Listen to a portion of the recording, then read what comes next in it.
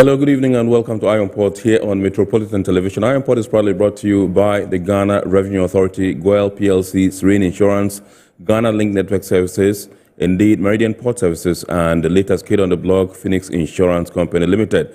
The show is proudly powered by the Ghana Ports and Harbours Authority-GPHA, and our media partner on this journey of a lifetime is the Business and Financial Times, the BNFT. If you want to have a grasp of all that transpired on the show tonight, make a date and grab the Thursday edition of the BNFT, and you'll be able to see all that happened here on the show tonight. We are streaming live on our social media pages. On Facebook, we are streaming live at Ghana Port and Harbours Authority. Ghana Port and Harbours Authority. Still on Facebook, we are live at Port of Tema, and on YouTube, we are live at Iron Port. Indeed, we shall be getting interactive with you, and so all you have to do is send us your messages and comments via our dedicated WhatsApp line, which is 0559 177 0559 At appropriate time, we shall be sharing them with the rest of the world and seeking some answers for you. And when the time is ripe, we shall activate the phone lines for you to call in and contribute to the discussion tonight. My name is Kennedy Mona. We are going for a quick break. When we return, we'll continue the show. Please do stay with us. Every now and again, GOIL makes good things happen. This time, GOIL has introduced Super XP Ron 95, a higher grade fuel loaded with additives and yet sold at the same price as normal fuel. GOIL Super XP Ron 95 enhances engine performance like never before. It maintains the engine by keeping it clean from carbon deposits. GOIL Super XP Ron 95 is designed to burn slowly and thus improves fuel economy, making you save money after several kilometers. GOIL Super XP Ron 95 gives you a smooth driving experience, that is, less vibrations. Fill up with GOIL Super XP Ron 95. Now there's no need to pay more for any higher grade fuel. GOIL has that sorted. GOIL, good energy. Electricity, pay your taxes. Our taxes, our future. Because you see, without our taxes, we wouldn't have good roads, good schools, better hospitals, street lights, and other very important social amenities. When we pay our taxes, we give our children free and quality education. Talga, my money too small. Why should I pay my tax? Look, small.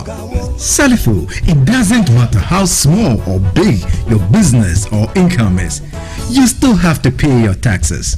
The little taxes from each and every one of us, when put together, could give your community clean water or that deprived school with tables and chairs. Please pay your taxes. It is your responsibility. It is your civic duty. It is the law. Impressive factory. If only I had listened to you, I wouldn't have been in this mess. That devastating fire virtually wiped out the whole factory and my warehouse. Remember my misfortunes last year? Serene Insurance Asset All Risk Fire policy that I took were there to pay for my damaged stocks in the warehouse, and my machines that were affected by the floods have been replaced. My accident vehicle is back on the road thanks to Serene Insurance motor policy. Currently, my goods are on the IC covered with their marine cargo insurance policy. I was just telling Ajima about Serene Insurance. Oh, Ajima, tell him more. As a road contractor, I make sure I do my contractors all risk insurance for the projects and then workers' compensation for all the workers on site. With Serene Insurance, they will make sure they will cover your unknown tomorrow today. Serene Insurance, a new face of insurance. Call us now.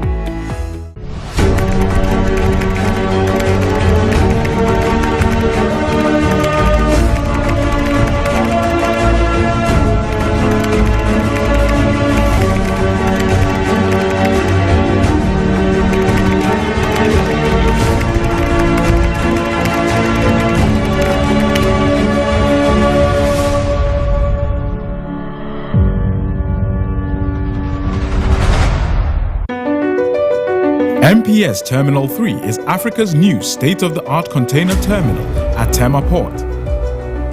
For manufacturers, agro-processors and traders, the new port means business can be done faster. This infrastructure boost will improve Ghana's port handling capacity, connect more trading routes, and oil the engine of growth for the economy, creating greater opportunities across all sectors as Africa's markets merge and become the largest trading bloc globally. MPS, we connect, you thrive. Business and life can be like the sea sometimes. Sometimes serene, sometimes calm. sometimes turbulent, and at times it brings the unexpected.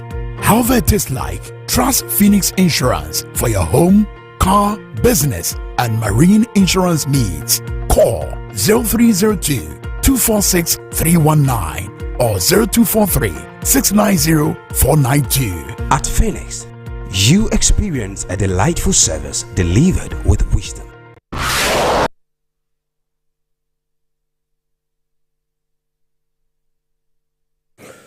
All right, so you're welcome back. We are now going to take a look at some happenings in the port and shipping industry in the course of the week. And indeed, in the course of the week, a new assessment that shows that there's some significant deficit in terms of transparency in the fisheries governance of our country came to light, and that was during the launch of a report by Semlos Africa, FITI, and indeed the Center for Coastal Management of the University of Cape Coast.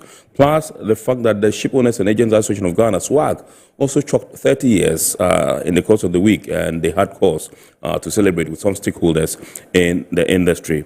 And the GPHA is also very keen on occupational health and safety. We'll tell you what we know. Please do stay on as we bring you these stories and more.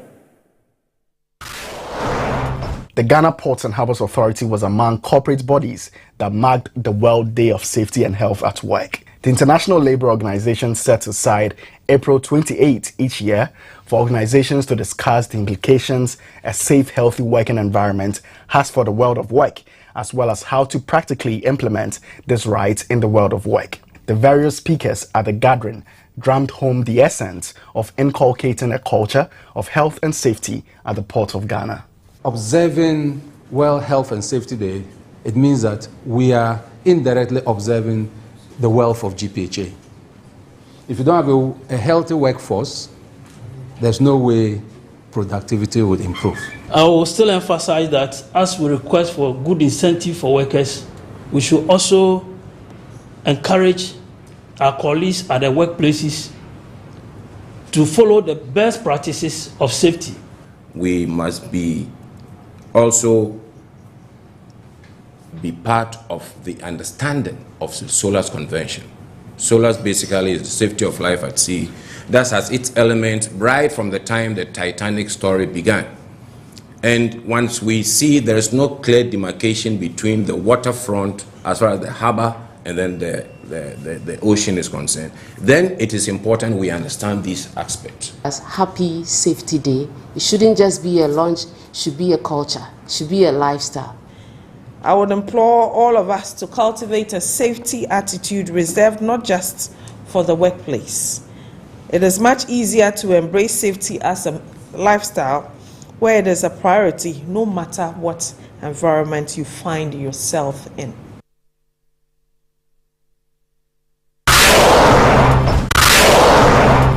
The Ghana Ports and Harbours Authority is dedicated to giving its staff the skills they need to succeed in the fiercely competitive and ever-evolving world of international trade. This is why the authority continually invests in the UNTAD Train for Trade program to prepare future management staff to understand emerging challenges in the industry and how to find sustainable solutions to them. This year, 16 GPHA staff who partook in the training program become the first within the English-speaking network to graduate the 5th cycle of the program. It's an industry that has changed tremendously in the last 5-10 years, and the pace is super high. Now, you as the new participants, we give you this capacity, the skills and knowledge to this program, and now the aptitude you have demonstrated to take more responsibility. The stakes are high. Remember, you're in an industry that is national strategic asset for your country, for the region, because you provide support to the landlocked country. So when you go back to the office now, you have your new mindset, please remember it every day in your task. Since we began working with UNTAD in this area, not just in Ghana Ports and Harbours Authority, but across all other ports in our sub-region and Africa and widely in the developing world, we have come to appreciate the rich content, the practical nature of the UNTAD Train for Trade, where you are not just learning theory, but seeing it in actual practice. It is interesting to note that among the English-speaking network, Ghana is the one leading. We are now heading to cycle 6. The likes of Nigeria, that is our big brother Nigeria, that we always compete with them, they are at cycle 4. And you could see that There are other people from other networks who are here to observe how Ghana goes about it. From the practical training that we got, I learned a lot from best practices in other ports, foreign ports for that matter. The world is facing three major challenges with regards to climate change, loss of habitats and pollution. UNTAC is one program that always reminds us of the need to align our port operations to the requirement of SDGs. My dissertation was to investigate, or I investigated the impact of delays in the generation of oil and gas invoices at the port of Takoradi. And my objective was to actually identify the problem and then proffer solutions to it.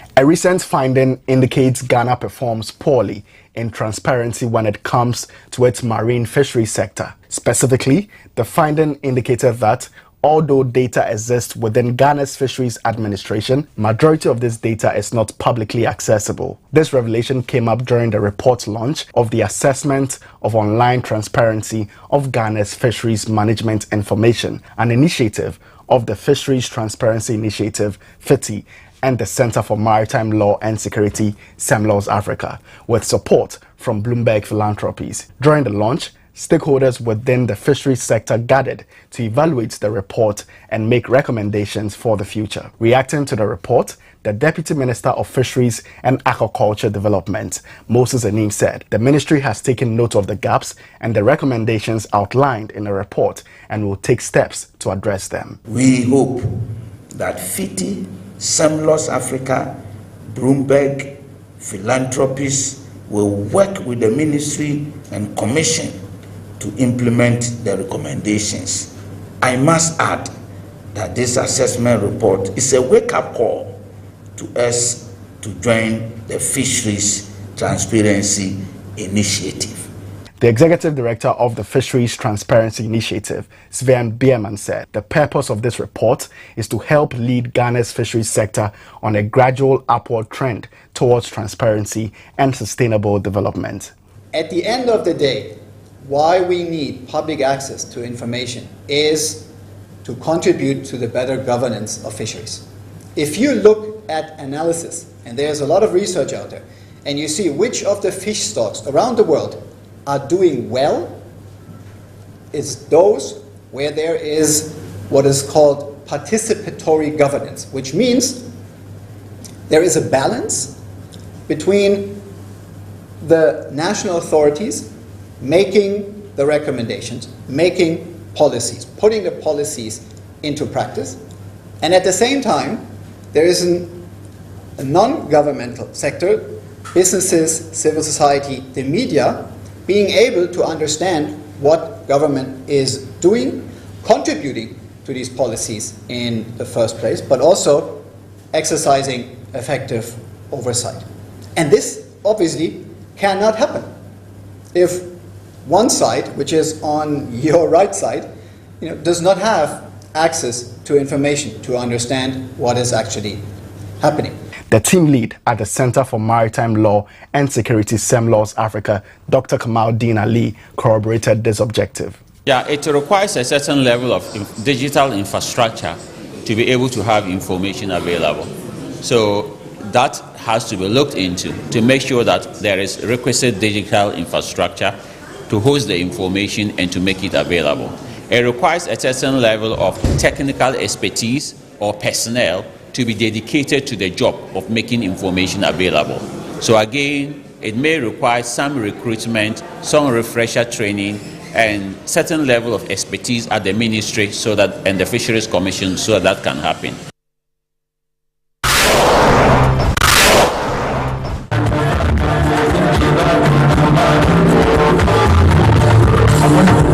Over the course of the last week, the Ship Owners and Agents Association of Ghana, SOAG, celebrated its 30th anniversary with its stakeholders. SOAG for 30 years has served as a central organization in the country for companies and corporations engaged in the shipping business. The association is made up of 17 shipping companies who operate in Ghana. Executive member of SOAG, Adamimo Rayana, stated the association's resolve to rely on effective dialogue to arrive at mutually beneficial solutions with its stakeholders. Our doors are always open, and we are ever ready to meet with you to find solutions to issues when the need arises. In difficult times, we have also opted for dialogue and negotiations that have been mutually beneficial, and we hereby entreat all to stick to this formula. As we always say in SWAG, it's dialogue, dialogue, and dialogue. The stakeholders present shared messages of goodwill. Of course, the two ports of Tema and Takoradi are older than 30 years. So that means that GPHA or the ports have been with SWAG from the beginning of their journey. And we would like to say that we've had a very good working relationship with SWAG, and we continue to look forward for even better relationships. We'd like to say congratulations, and we wish you well in your future endeavors.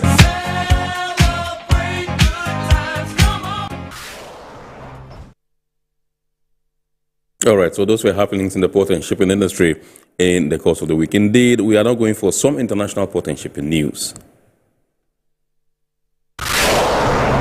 As the global maritime industry embarks on a decarbonization journey, a recent survey conducted among industry stakeholders has revealed that the path towards decarbonization will be complex, with a wide range of fuels in the mix through 2050. The survey respondents expect their fleets to run on multiple types of fuel well into the future, indicating that the transition towards a low-carbon future will not be straightforward. The Global Center for Maritime Decarbonization, the Global Maritime Forum, and the Maersk McKinney Moller Center for Zero Carbon Shipping carried out the survey of 29 shipping companies with analytical support provided by McKinsey. The respondents own and operate fleets including container ships, tankers, dry bulkers, gas carriers, car carriers, cruise ships, tugs, and offshore vessels, comprising roughly 20% of the world's total capacity. Port of Aberdeen has revealed its commitment to invest £55 million over the next 10 years to become the UK's first net zero port by 2040. The port is targeting net zero emissions from vessels visiting the port, as well as the port's own operations by 2040. This ambitious target is at the core of the Port of Aberdeen's net zero strategy, with focuses on collaborating with stakeholders across the private and public sectors to reduce emissions in the port, facilitate future low-carbon fuels, and support the energy transition. All right, so those were some international port and shipping news. We're now going for the phrase or word of the day. Remember, the phrase or word of the day has been fashioned to bring you up to speed with the jargons and terminologies we use in the shipping industry. And today's word is maritime decarbonization. Maritime decarbonization.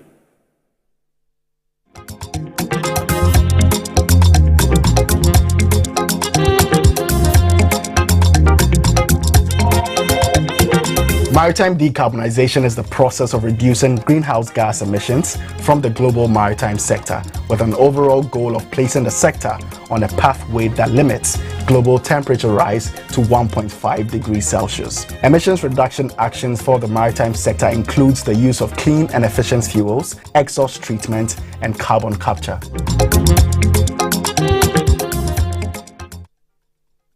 All right, so you're welcome back. Indeed, there are some unscrupulous persons who on social media try to create pages using the names of prominent people. And one such person that has fallen victim to this activity is the Director General of the Ghana Ports and Harbours Authority, Mr. Michael Luguje. And some people have purportedly created, not purportedly, indeed, they have created a page on Facebook using his name, pretending to be him, and deceiving the unsuspecting public and carrying out all forms of nefarious activities, just trying to perhaps elicit some form of funds or some material stuff from, these unsuspecting members of the public. And so that's a disclaimer there. We're warning the general public to be wary of such unscrupulous people who would go all length to use the names of other people, well-meaning citizens of the country, to defraud you. And so just beware and that the Director General of the Ghana Ports and Harbours Authority doesn't operate. He doesn't have a Facebook account completely. He doesn't have a Facebook account, and so you don't have to fall victim to this particular, stunt that's being pulled by such unscrupulous people. All right, so we are going to zoom into our discussion proper tonight, and tonight we are taking a look at transparency in our fisheries sector in Ghana and our story so far. And this comes on the back of the report. You saw the story there that was launched in the course of the week by the Fisheries Transparency Initiative alongside SEMLAW, that's the Center for Maritime Security and Law, and indeed the Center for Coastal Management of the University of Cape Coast. They have identified some deficits in terms of information flow. And we just want to examine how transparent we have become since we started, maximizing the potential of the fisheries sector, whether we indeed are even maximizing the potential or what we need to do to make the most of the sector. And so we've assembled a very beautiful team tonight, a strong and powerful one at that, to do justice to the topic. With me in the studios tonight is Mr. Nelson Atanga Ayamdo, who is the team lead for training and partnerships at SEMLAW. He's in the studios with us. Good evening, Mr. Ayamdo, and welcome. Thank you. Absolutely. Also joining us via Zoom is Sven Beeman. Sven Beeman is the Executive Director of the Fisheries Transparency Initiative, and he's based in Seychelles. He is joining us via Zoom. I'm told he's already, online. If you can hear me, Sven, good evening, and thank you very much for joining us. Good evening, Kennedy. It's a pleasure Great. to be with you. Great, good to have you. And we'll also be joined via Zoom by Professor Dennis Ahito, who is the director. He is the director at the Center for Coastal Management at the University of Cape Coast. He has an itinerary tonight. He's traveling out of the country, but opted to join us, and so he'll be joining us via Zoom. The team is trying to make contact with him. As soon as they do, we will bring him online, introduce him, and then we shall, get the discussion underway. But let me go to Ven, all the way in Seychelles, and tell us all about the Fisheries Transparency Initiative and what you've been doing, all this while. Sure, my pleasure. So the Fisheries Transparency Initiative, or what is often referred to by its abbreviation FITI, is a global partnership that supports coastal states to increase access to information about a country's marine fishery sector. The necessity for such an initiative is due to the fact that when you look at other natural resource sectors, such as oil, gas, and mining, and forestry, governments in fisheries around the world do not publish even basic information about the status of the sector. So for the public, it's very difficult to answer very basic questions such as how healthy are the fish stocks? Who is allowed to fish in our country's waters? How much money is the government making from selling fishing rights? So we're very pleased that in the FITI, we already have 8 countries where the government made a public commitment to increase transparency in fisheries by implementing the FITI. So if you look, for example, at the Seychelles, where I'm currently based, or in Mauritania, over the last 2 or 3 years, these countries have implemented the FITI, and the amount of information that is now publicly accessible has significantly increased. All of the questions that I just mentioned can easily be answered. You can download contracts that the government has signed with other countries, with other foreign entities, to understand what is in these contracts, what is the regulation that is coming out of these contracts. So in addition to Seychelles and Mauritania, we are expecting similar information in the public domain from countries like Ecuador, Capo Verde, Madagascar by the end of this year. And we're also supporting Guinea, Senegal, and Sao Tome and Principe to start this process of increasing public access to information in the public domain. Awesome. So tell us, why do you think that transparency is very key in the administration or governance of fisheries, in our part of the world? Yeah, I would not say in your part or in our part of the world. I think this is a global aspect, because unlike gold and oil and diamonds, which are obviously very important to Ghana, fish is a renewable resource. So in theory, we can fish indefinitely. But what we've seen over the last 40 years is that commercial fish stocks are being depleted. We are now looking at almost 1/3 of all commercial fish stocks being fished at an unsustainable biological level. Now that number, that 35%, has tripled in the last 40 years. So that is obviously a worrying situation. But at the same time, we also see that if these fish stocks are managed well, then we can maintain them at a good level or even rebuild some of those stocks that are replenished. So one way to do this is to entrust the government with the task to manage fisheries for the well-being of its. So the government is setting priorities. From these priorities, it determines public policies, and then it implements the public policies. So it becomes evident why public access to information is so important. And let me give you a few concrete examples. So there is overwhelming evidence that if you look at the fish stocks that are healthy, the single most important aspect of sustainable management of fisheries is an inclusive policy making, which means it's not just the government making these decisions, but it is an inclusive process that also gets the feedback and the input from other stakeholders, including the business community, including civil society organization, etc. But these actors, these non-governmental actors, obviously cannot participate effectively in such an inclusive process if they don't know what's happening in the sector in the first place. So without access to information, their input and their role is significantly diminished. You can also look at the business. If you want to invest in a country like Ghana, and you don't know what is the situation of the various fish stocks, what are the regulations that you have to observe, who are your competitors, what is the trend of stocks, is it getting better, is it getting worse, etc. There's almost no way for you to calculate a business case to make a sound business decision whether you want to invest in the sector or not.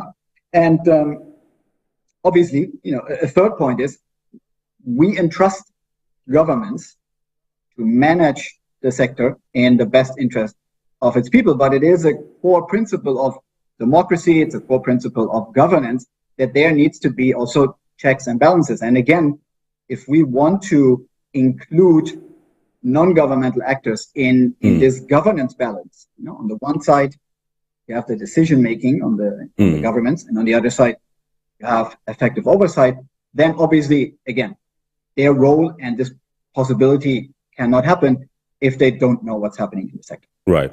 Okay, awesome. Thank you very much indeed, Ven. I'll be coming back to you. But let me announce that we have managed to get Professor Ahito on the line. He is the director at the Center for Coastal Management at the University of Cape Coast. He's joined us. But let me come in the studios and ask Mr. Ayamdu.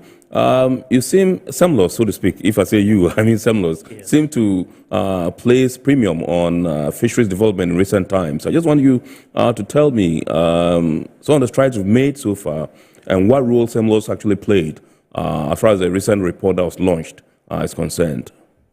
Right. As a center that seeks to pioneer research in maritime affairs and maritime issues, we cannot miss out on the issues happening in the fisheries. You would know that the importance of fisheries in this country is not a light issue. I'm sure we do know of the percentage of people who are directly dependent on the fisheries for their livelihoods. We conservatively estimate that we're about 10% of the population, right? So apart from persons who are dependent on the fisheries for their livelihoods, you also have the issues of food security, of food, right? We eat a lot of fish in this country, and I believe that you have eaten fish this morning, at least. So with these issues, there's no way that we can ignore developments and issues in the fisheries.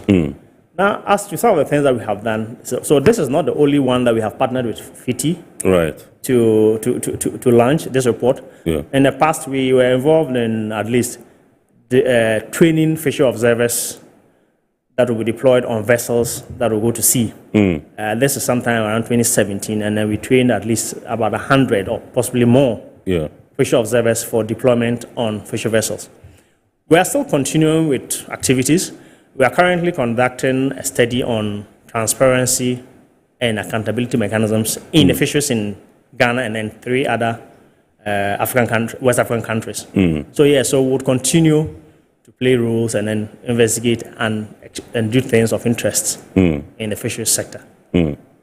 Yeah, so what role did you play in this particular report that was launched last week? Yeah. Okay, so in terms of what we did, this is a report that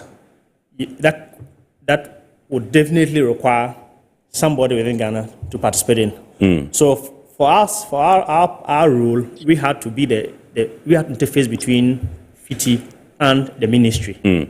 We had to validate the criteria with FITI that was used to assess and conduct the report. We had to also confirm the data. Right? You would have heard Vian say that some of the data, at least when we come to report, that some of the things that we found, that yes, there was data on some of the criteria, but it was not available. Now, how was it not available? We would have to bring that on board, that although we have this data, it is not, so that the issue of deficiency would not be an issue that would linger in the report. All right, so let me go to Prof. Prof, good evening, sir, if you can hear me. Yeah, good evening. Absolutely. And my apologies to you for not being at the studio. Yeah, that's fine. Because of other officials. We appreciate the fact that you have decided to oblige us. Yes, we are grateful. I just want you to briefly tell us about the Center for Coastal Management. That's the World Bank Center for Excellence, Africa Center for Excellence in Coastal Resilience. And you are director at the CCM, Center for Coastal Management, University of Cape Coast. Tell us about you, this particular center and what you've been doing so far, and how you are involved in this particular thing as far as the scheme of things is concerned. Right. Thank you, Ken, for the question. The Center for Coastal Management is, as you rightly noted, is a center of excellence. It's actually a regional center of excellence supported by several development partners. Of course, the World Bank is the lead institution. So as a university center, we are actually in the forefront of pioneering and supporting broad-based capacity development in the area of training masters and PhD students in not just fishery science, but also recently we've included the blue economy, governance and social resilience. We also do training, coastal management, coastal governance, broad-based capacity development, not just for young professionals, but also for those within the working space. We are a think tank institution that is really involved in not just fisheries issues, but broad-based areas within the sector, maritime sector broadly. And we are involved in policy advocacy on climate change, biodiversity, on fisheries, on marine spatial planning, and a whole host of other areas, including coastal engineering. We were set up 10 years ago. We're celebrating our 10th anniversary this year, and have been in the forefront of supporting also continental-wide policy development on fisheries and aquaculture, particularly in partnership with the African Union. So these are just snippets of what we do. But in terms of how we are engaged with SEMLOS, yes, SEMLOS and CCM is partnering in this particular initiative where we're trying to provide knowledge and capacity development and also some policy advocacy around 6 thematic areas supported through the U.S. State Department, through the American Embassy here. And let me quickly, with your permission, highlight that the 6 packages actually involve strategic engagement for greater impact, where we are providing a framework for engaging and partnering with key stakeholders within the sector, where we hope that we can align the project activities with issues that are confronting the sector for greater fisheries transparency. The second area has to do with advocacy for fisheries transparency, looking at paradigm shifts towards more sustainable fisheries management and livelihoods. The third area, we're looking at institutional transformation for accountability and effective enforcement. And then also we're looking at the fourth area, industrial capacity enhancement and repositioning the sector for local ownership. You know, the whole issue concerning the fronting and many other issues, which we think that ownership should move more towards locals is one key area. And then the fifth area, we're looking at research and data for policy change. And of course, lastly, the monetary evaluation. And we're doing this across 7 countries in the Gulf of Guinea. The core countries include Ghana, Mauritania, Senegal, but of course, the additional countries to do with Cameroon, Cote d'Ivoire, Benin, and Sierra Leone. So broadly, this is a framework within which we are engaging with SEMLOS. All right, so where do we stand as far as the fisheries sector is concerned as a country? I know you've done some significant work, assessing, our governance as far as the fisheries sector is concerned. I just wanted to paint a picture and tell us where we stand now. Are we doing well? Where have we done well? Where do we need to perhaps, double our steps in order to be able to stand on an even keel?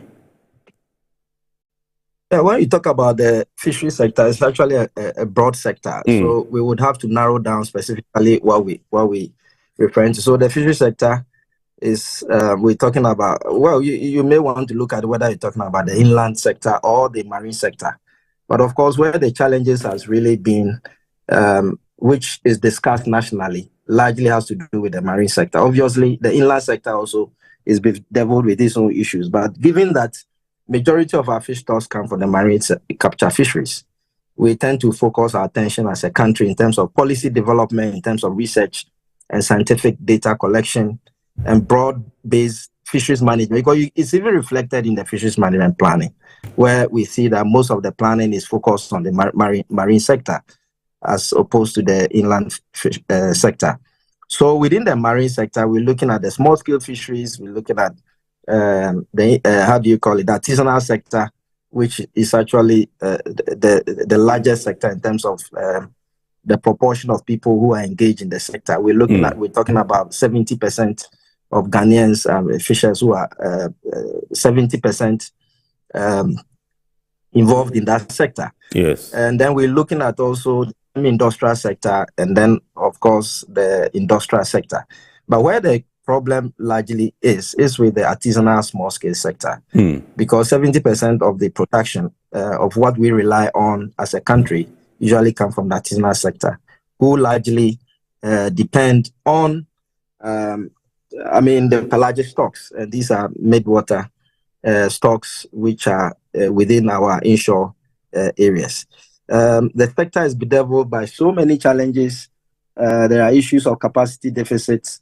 There are issues of data quality. There are issues of financing in terms of financial resources to administer effectively any fisheries management, proper fisheries management schemes. There are issues, natural factors to do with climate change, which we hardly want to talk about, but obviously that also seems to have a problem. In terms of fisheries data collection, that is really, one of the fundamental challenges. We, as a country, have relied heavily on collecting fisheries-dependent data, which focuses largely on effort and catch. However, the need to collect other important aquatic environmental parameters, to do environmental data, also data on the fish stock populations, abundance, and so on and so forth, which we call the fisheries-independent data, are to a large extent not collected. we would need the fisheries independent data to be able to validate whatever data we are getting from the Fisheries Commission in terms of the fish, in terms of the effort and catch data, so that we can make the right decisions for our sector. Unfortunately, these are not happening. There are clear guidance that the FAO Code of Conduct for Responsible Fisheries have outlined in terms of how our data procedures, data collection procedures must be done and curated for decisions. Unfortunately, we are not able to do that, but there are a plethora of problems and challenges that do not allow this to happen. All right, Prof. Thank you very much indeed. I'll be coming back to you. Let me go to Sven and find out from you what seems to be the common challenge in terms of information accessibility and availability, on the global stage as far as the fishery sector is concerned. And then you can also zero in to the West African sub-region. Yeah, thanks, Kennedy.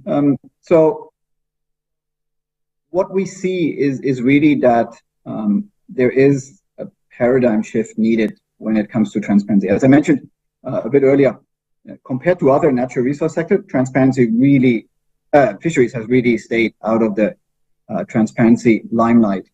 We've been talking about government information in the public domain since almost 20 years now for oil, gas, and mining. In fact, if you look at Ghana, Ghana is a member of the extractive industry transparency initiative since, I believe it's 2007. So the general public in Ghana can get information about how much money the government is making from mining activities, from oil activities, since 16 years now. But it's not happening in fisheries. So I think governments really need to understand that the expectations have changed, that their values and benefits for sharing information proactively, so that this does not become an aspect of constantly asking governments to share information, but that they are proactively providing information in the public domain, which, to be quite frank, should also be the case in Ghana. I mean, Ghana has a Right to Information Act since 2019, and before the show, I went online and had a look at the act, and one of the key principles is the proactive disclosure of information to the general public. So we're not there yet. We're still working with many governments around the world where they feel we share the information when somebody comes and asks, and we need a paradigm shift from a reactive model to a more proactive model, because at the end of the day, this is also from just an operational point of view very positive for governments, because instead of constantly answering information requests, they can proactively provide the information in the public domain for everybody to see. I think another factor that is now becoming less of an issue, but it has been over the last few years, is there are many different views on what transparency actually means, transparency in fisheries. And when we started with the FITI, that was one of the core questions. What is it actually that we mean when we are asking governments to be transparent? What kind of information do we want governments to make publicly available? So that uncertainty is now clarified, because the FITI standard, which is kind of the rule book for fisheries transparency around the world, clearly says this is what are the expectations for by the countries that I mentioned earlier.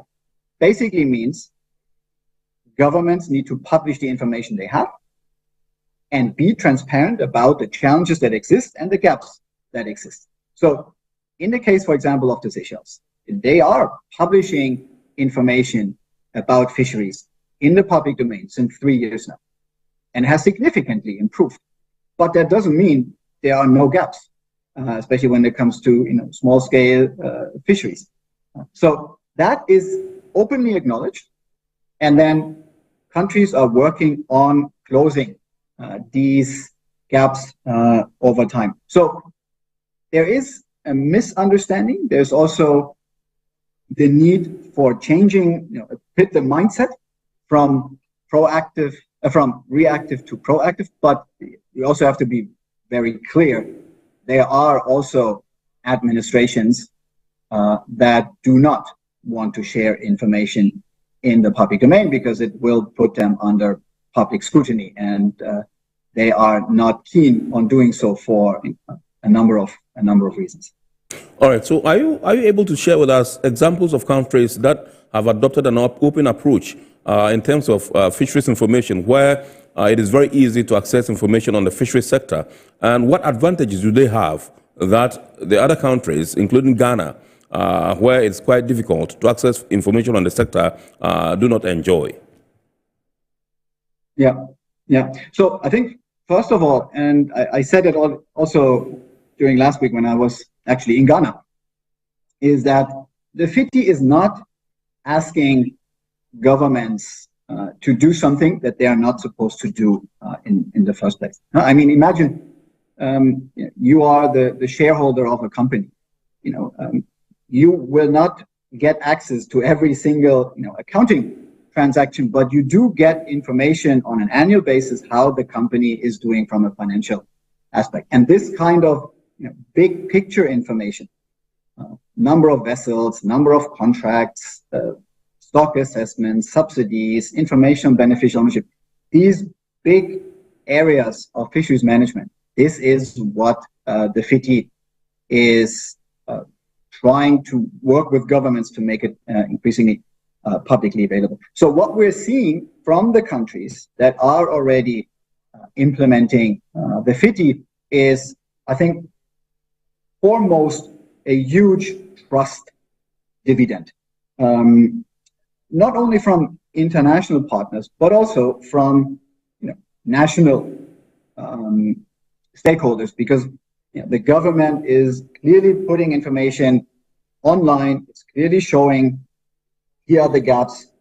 So this is something that instills trust in what the government is doing, because they are sharing all this information openly. And that basically means if you have questions about the data, you can request more information or an update. In the case of Ghana, we discussed this also this week during the workshops, also the workshops with the media. There's quite a bit of focus at the moment in Ghana on combating IUU fishing, illegal, unreported, and unregulated fishing. And the government has made several commitments in this regard. So what is lacking is basically the information underneath, because you cannot combat IUU fishing without public access to a certain type of information, such as a vessel registry, license information, ownership information, etc. So again, the FITI, as an internationally recognized framework, would give Ghana the boost to make sure that whatever it's doing regarding combating IUU fishing is complemented by a more broader aspect of transparency in the fisheries sector. And it does attract positive feedback, obviously, also from the business community. So, for example, in the case of Mauritania, we have just completed our first validation process. A validation in the FITI is basically a global quality assurance process. So that basically means when countries join the FITI, regularly they will be reviewed to make sure that everybody is playing according to the same rules and the same standards, and that we don't have any free riders in the FITI. So that validation showed a huge increase in the public accessibility on websites, and that's very positively acknowledged. And while there are some areas that the country needs to work on, one of the aspects that came out of this that addresses your question, Kennedy, is that multiple stakeholders raised that the business climate, the investment climate in Mauritania's fisheries sector has significantly improved. Because if you want to do business it's right. You feel it's very risky if you don't know what's happening in the sector. All right. Great. Thank you very much. Don't leave us. We'll come back to you. But let me come to the studios. During the launch, Mr. Ayamdo, of the report, what were some of the key issues that came up in the findings? Okay, so the findings, it found overall, the finding just the key ones. Yes, overall, yes. The finding was that Ghana was not deficient in information. Okay. So, yes, our ministry, our Fisheries Commission, they do take data, right. There's information. However, that information was either outdated, not up to date, okay, or if it was available, then it was not accurate. There were a number of instances. On the Fisheries Commission's website, you would find the list of vessels. Right. But that information is only up till June 2022. Right. We are way into the first quarter of the year. Yes. So that's just an instance that yes, we do keep some information, but that information may not be accurate or may not be updated. But overall, we do have fishery management information that is available online. Let's emphasize that this report is only an online or just an online assessment of fisheries management information. So that if it is not available online, then the advocacy and then the encouragement is that it should be put online. It should be put online not just because it has to be put online, but that it enhances transparency in fisheries management. Yes. What will that be? It requires that it must be accurate. It should be updated. It should also be available in a usable form. Right. Okay, so I just want to find out, have you been able to draw government's attention or the powers that be to some of these anomalies and perhaps pep them up to be able to, do the right things? Yes, so at the launch, the stakeholders, in this case, the ministry, the deputy minister, as well as the Fisheries Commission, were actively involved. Yes. And then it was quite encouraging that, yes, they did accept the report. And then they did promise, the promise was that they would work with us to see how we can implement the recommendations and then make Ghana a FITI compliant country. So the expectation is that in the coming days, we would work with the ministry and the Fisheries Commission in undertaking the recommendations that we identified. I think that the three of you, when I say the three of you, FITI, that's a Fisheries Transparency Initiative, Center for Coastal Management, and SEMLAWS Africa, seems to be resolute in your conviction. You are united in your conviction that transparency is very key in terms of administering properly and effectively the fisheries sector in our country. Why do you think that, it's absolutely imperative or necessary for there to be some element of transparency? The issue of transparency, in fact, it's not just an ideal. It has even attained a constitutional status. So when we look at Article 21 of our Constitution, one of the rights that the Constitution embodies is that there should be information. Now, there is also, based on that, there is also the Freedom of Information Act, which requires that the state would make information available. Absolutely. How would the citizen participate in governance without information?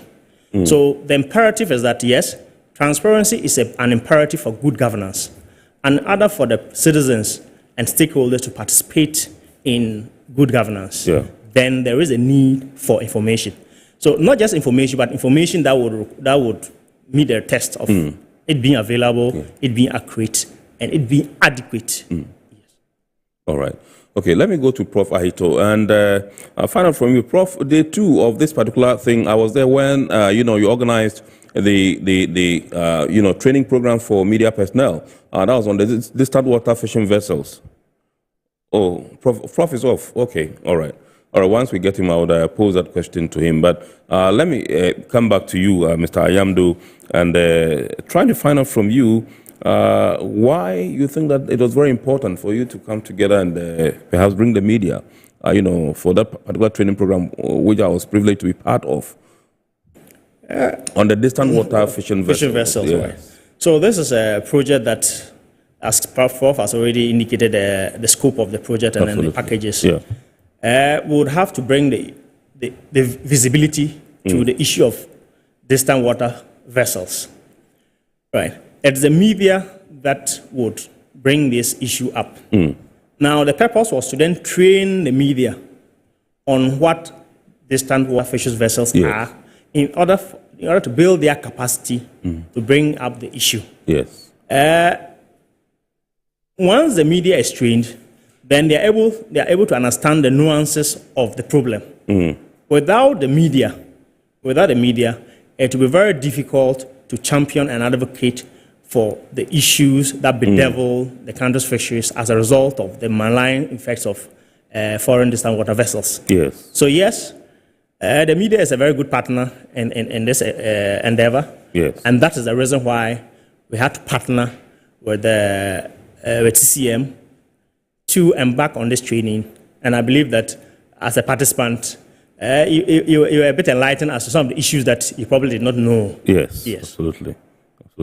Okay, let me go to Ven. Ven, during your presentation on the day, that was day 2, when the training program was organized for the media personnel, you made mention of the multi-purpose approach of transparency in the fisheries. Can you expatiate on this particular one? What do you mean by that when you say there should be a multi-purpose approach for transparency in the fisheries sector? Oh, okay. I understand we don't have him yet. He's also gone off. We are having some technical challenges with the folks we have online. Prof. Ahito is not there, and Ven is also off. I'm sure the team is trying to see if they can get them back, and then we'll continue with them. But let me come to Mr. Ayamdo in the studios and find out from you. You brought the media up to speed with the issues that we have. I was part of it, like I said.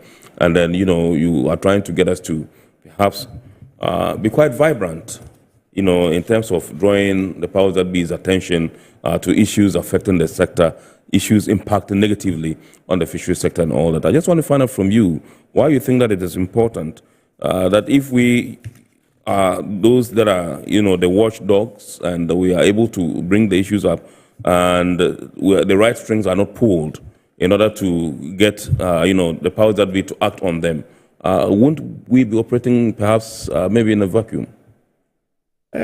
You won't be operating a vacuum. So apart from the media training to bring visibility and to bring them up to speed on these issues, we're also working with the ministry, and then in fact the FITI report launch is also one of the steps that would seek to address the issue of distant water vessels. Right. There are a number of measures that at least that the government or the ministry has already done, or that as a country that we have done, that would in the future resolve the issue. One of them has to do with the issues of beneficial ownership, because the problem of distant water vessels has largely to do with fronting. Yes. Now with beneficial ownership regime now, which requires publication, the disclosure, and all the things that come with it.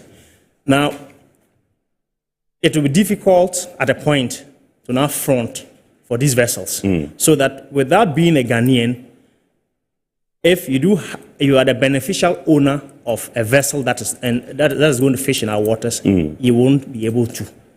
You won't be able to have a license. But again, that depends on fully implementing and regulating the issue of beneficial ownership. Yes. Which, again, there are steps. Beneficial ownership. Okay.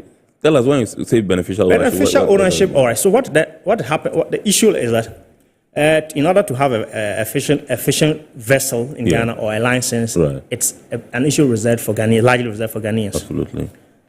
Now, but because of the cost and other factors, you'd have a lot of foreigners who bring in vessels. Then they get Ghanaians to fund for these foreigners. Yes. The vessel is licensed as a Ghanaian vessel or owned by a Ghanaian. The vessel operates and gets a license as a Ghanaian vessel.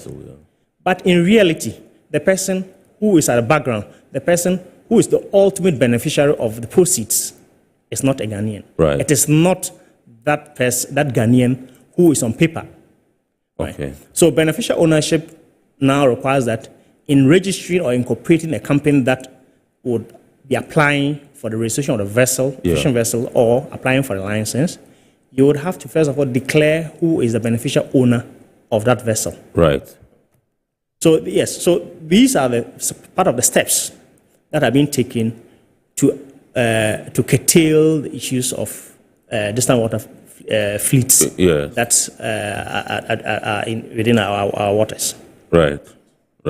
Okay, let me go to Prof. Aito. I understand we have him. I'll take him briefly, and then we'll come back and go for a break. And then when we come back, we'll do the last bit, and then we'll wrap up. Prof, we're glad to have you back. I understand we lost you at some point. I just want to find out from you, during the day two, in Captain Kamal, Dr. Kamal Dean's submission or presentation, he made mention of the fact, and he was quite explicit about the fact that our fish stocks are depleting, and that there's a threat to the industry. I just want to find out from you, what do you think we should be doing to ameliorate this particular situation?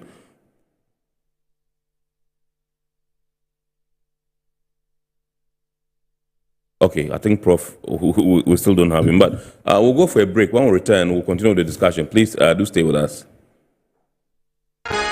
Every now and again, Goil makes good things happen.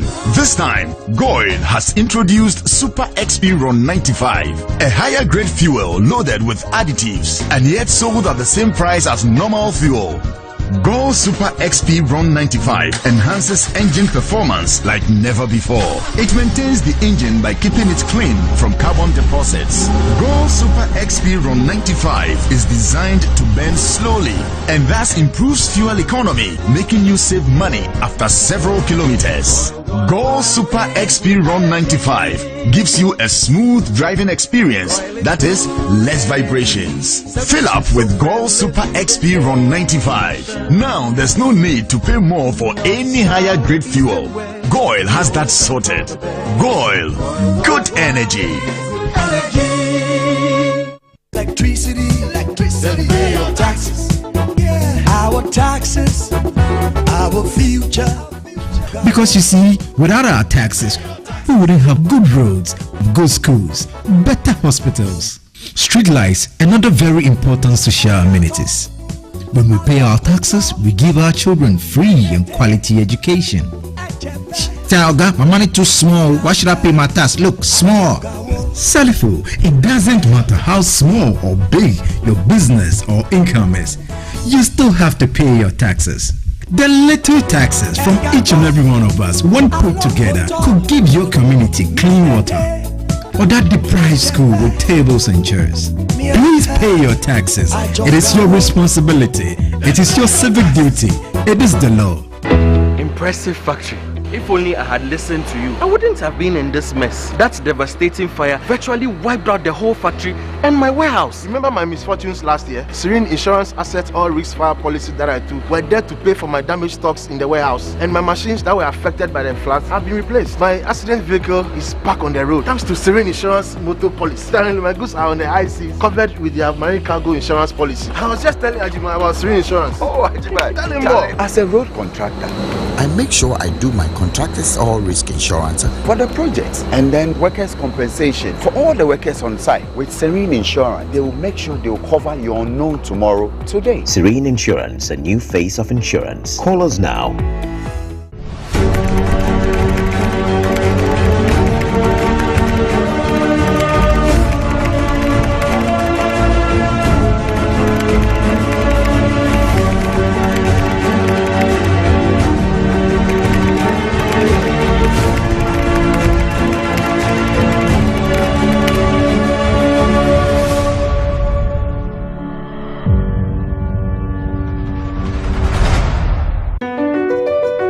MPS Terminal 3 is Africa's new state-of-the-art container terminal at Tema Port.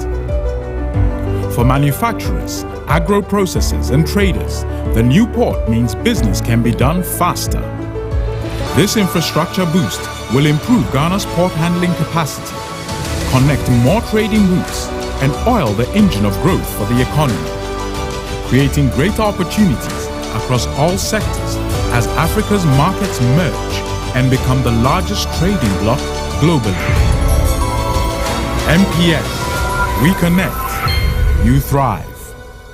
Business and life can be like the sea sometimes. Sometimes serene, sometimes calm, sometimes turbulent, and at times it brings the unexpected.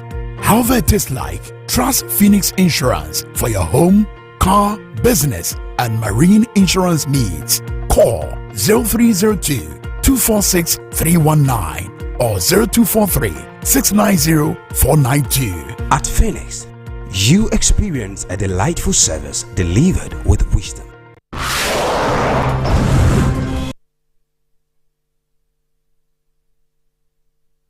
All right, so welcome back. Tonight we are discussing transparency in the fisheries sector, fisheries administration, and the Ghana story so far. And with me in the studios is Mr. Nelson Atanga Ayamdo, who is the team lead in charge of training and partnerships at the Center for Maritime Law and Security, that's SEMLOS Africa. Also joining us via Zoom is Van Beeman, who is the Executive Director of the Fisheries Transparency Initiative based in the Seychelles. And also joining us via Zoom is Professor Dennis Ahito, who is the Director of the Center for Coastal Management at the University of Cape Coast. We're still trying to work the lines and then get them on via Zoom, because I understand we've lost them. We haven't been able to get them back. But let me come to the studios and to Mr. Ayamdo and find out from you whether... Hello? Just try to... Okay. Prof, are you back? We're both Yes, back, I'm online, please. Okay. I'm online. All right. Okay. I thought we hadn't gotten you back. Thank you very much. I've been online throughout. I think the problem is coming from your end. Our end, yes. My team actually confirmed that the problem is ours. It's coming from our end. Thank you very much. I was saying that during the presentation on that day, Prof. Kamaldeen, Dr. Kamaldeen made mention of the fact that yes, our fish stocks are depleting. I just want to find out from you whether you can profess some solutions on how we can get this issue remedied. Of course, there are a number of compelling opportunities that we have, which we can use to revert the situation.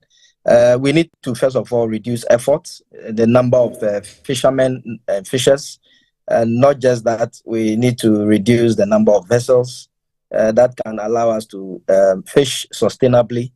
We also need to look at the issue of fishery subsidies. You know, it's one thing that has bedeviled the country, even though we do not want to talk about it. If you look at the investments that are going into fishery subsidies, it's something that we at the Center for Coastal Management have proposed for progressive reduction of premix fuel to fishers so that they can those resources can be channeled into broader coastal management interventions within the communities. Obviously, the issue of sustainable alternative livelihoods have also been spoken about. You know, there is a strong and urgent need for fishers to begin looking at other sources of incomes rather than looking at fishing as the major, livelihood option. Overcapacity of fleets has really been one of the major challenges.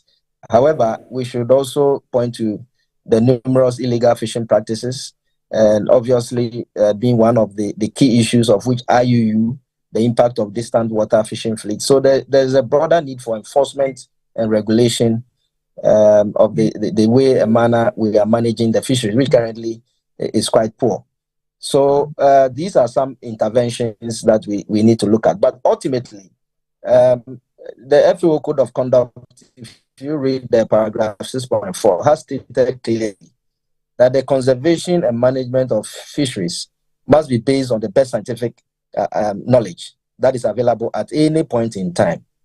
You know, unfortunately, if you look at our fisheries institution, in as much as efforts are being made to collect data, the data that we have are not sufficient to be able to make any effective decisions in terms of managing our fish stocks. Because if you want to effectively manage fisheries, we need to base on data that is of high quality, you know, in order to inform whatever decision that we are making in terms of what, where, and even how much of the stock that must be captured. And so these are issues that we need to look at. Obviously, we also need to look at developing the value chain.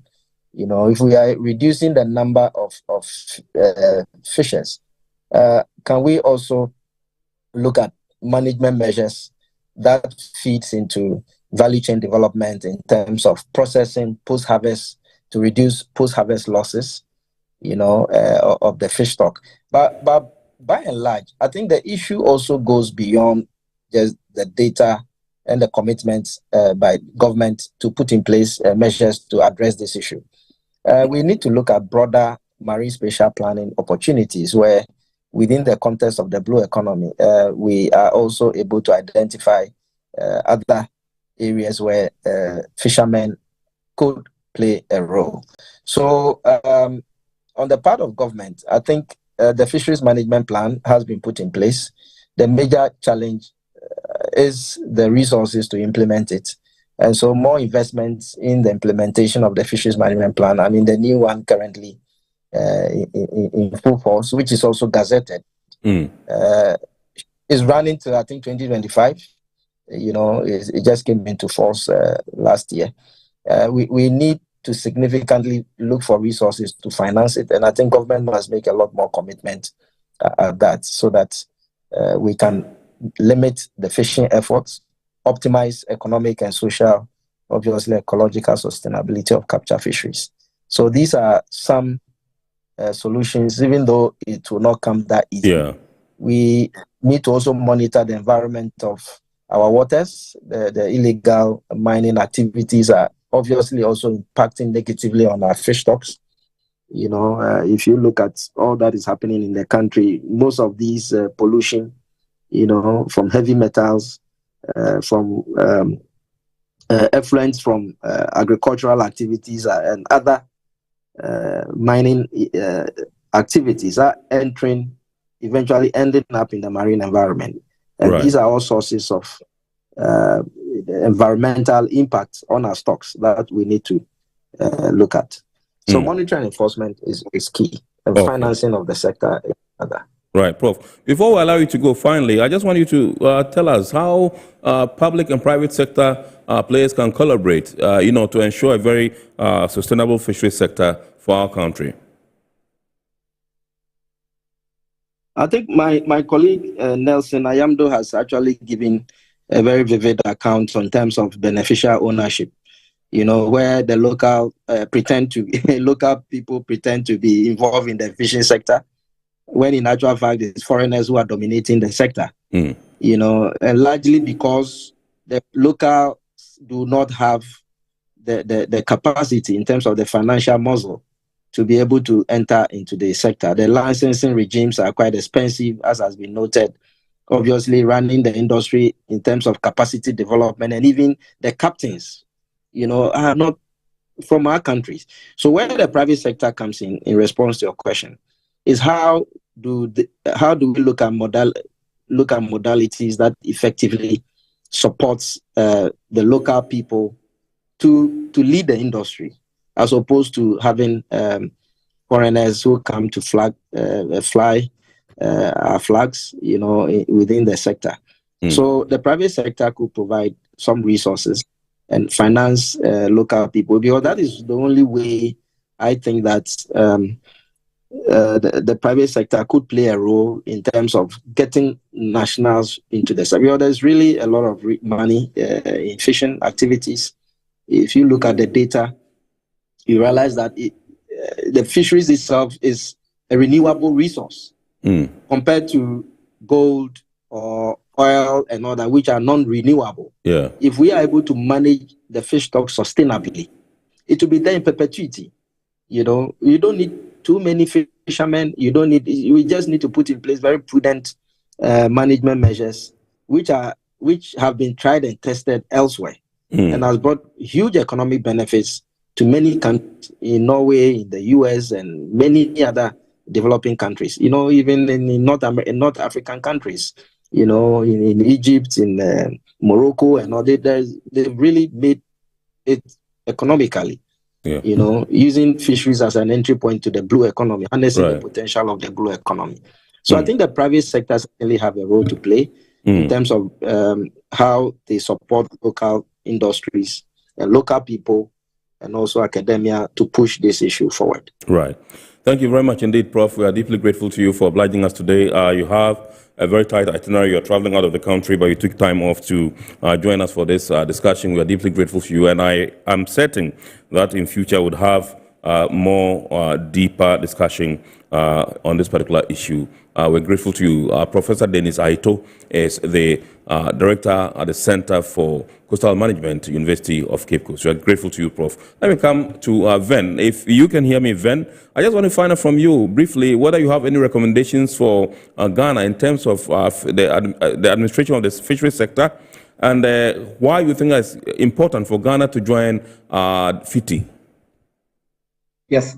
So in the report that we've published last week, there were a few recommendations that we put together in collaboration with SEMLOS Africa and our peer reviewers.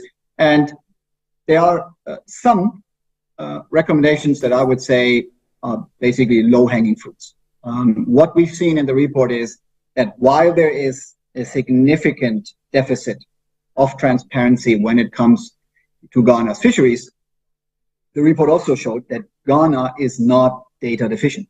So that means the Fisheries Administration has a lot of information, but it's not publicly accessible. And just to echo on what Nelson said earlier about the importance of online information, if you look at the global average, we have now 60% of all the people living on this planet access the internet on a regular basis. In Ghana, it's even higher. In Ghana, it is 69%. So almost 7 out of 10 people in Ghana access the internet on a regular basis. So the internet is the way to provide and distribute information to the people of Ghana. So if, one of the recommendations that our report made is to make the information that the authorities already have publicly available.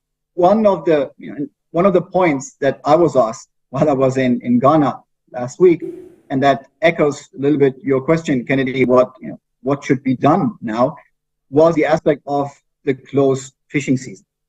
Now, this is a policy measure that the government has put in place. And the question that was asked to me, and I think others, was, is it working? Now, it's certainly not our job to say, whether certain management aspects are working in a particular country. But even if I wanted to, I could not answer this particular question, because the government has reports that look at how successful was the closed fishing season on the biodiversity of the targeted fish species. So has it, helped to recover the fish stock? And what were the impacts from a socioeconomic point of view on the fishers? But that report is not publicly available. So if you want to understand whether the government is heading in the right direction, you can't, because the information that the government has is not publicly available. So a recommendation is clearly to make this information publicly available, upload it, find a single point of information where people can go to. We found it a bit confusing that there's a website for the Ministry of Fisheries and Aquaculture Development, and there's a website for the Fisheries Commission. They both have almost a similar structure, yet some of the information is overlapping, some of the information is missing. So if you are a person that wants to understand what's the situation in the sector, it would be beneficial if there would be one single source of data entry. So there are 2 or 3 of those aspects that we believe the authorities in Ghana can rectify very easily. And we were happy that the Deputy Minister acknowledged that the report is a true reflection of the current situation, and also asked SEMLOS, FITI, and others to help them to improve now. But, and that answers the second part of your question, is transparency is not just about visibility. This is obviously what everybody thinks about when they hear transparency, to make something publicly accessible.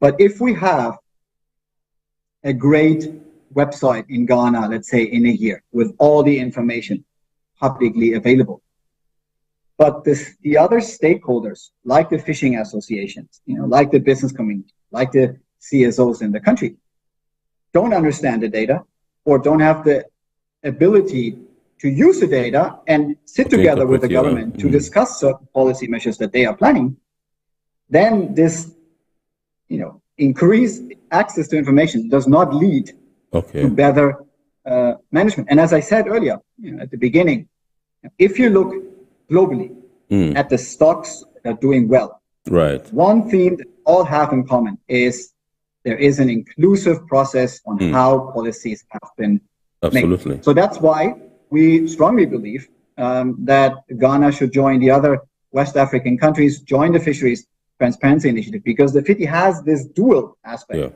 of visibility and usability of information at its core, and we believe Ghana will benefit significantly. Okay. All right. Thank you very much. Van Beeman, who is Executive Director of the Fisheries Transparency Initiative based in the Seychelles. We thank you so much for joining us this evening for this discussion. We're grateful to you. You also left Ghana over the weekend, and I'm sure you must be tired, but you decided to join us. We are deeply grateful to you. Let me come in studios and find out from Mr. Ayamdo.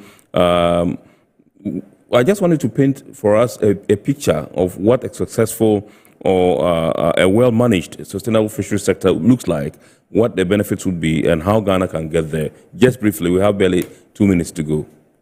All right, so for a sustainable fisheries, we will look at, or what it should look like is that there would be enough fish on our plates today, but not just for today, but that tomorrow we would get fish, that the habitats, fishery habitats, will be protected so that we can continue to get fish. Right.